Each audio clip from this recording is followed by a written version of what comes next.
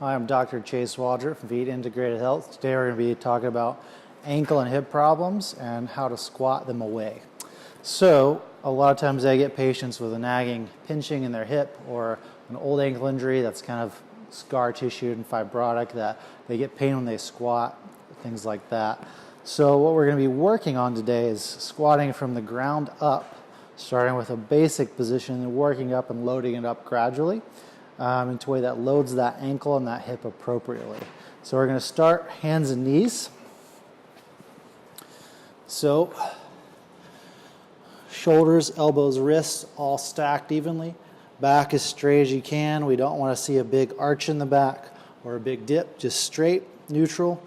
So you're going to start, you're going to be here, you're going to curl your toes under. Once you can make sure your core is nice and strong in this position, you're going to come up, again keeping the back straight. We're going to rock back.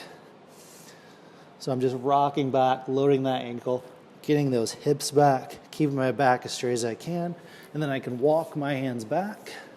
Again, keeping my back straight.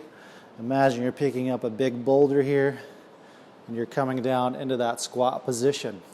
So from here you can obviously stand up into a full squat, but for the sake of this exercise, we're going to walk back and groove that a couple times. So you're going to walk back the same way, nice and stacked, then rock back into that squat. So if you need to kind of push your elbows into your knees to open that up a little bit, that's fine.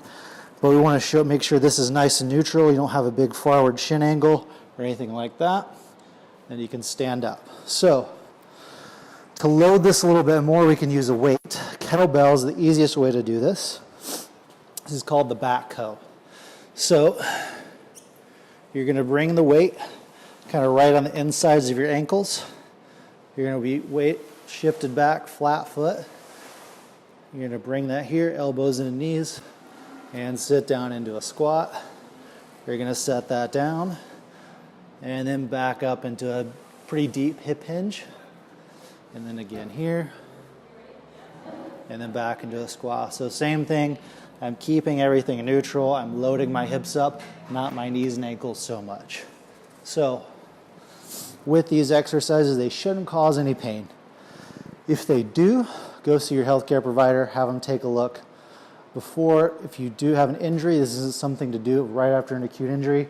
Make sure you get it looked at first. You may need to also have a little bit of soft tissue work to open up those joints and those muscles a little bit too.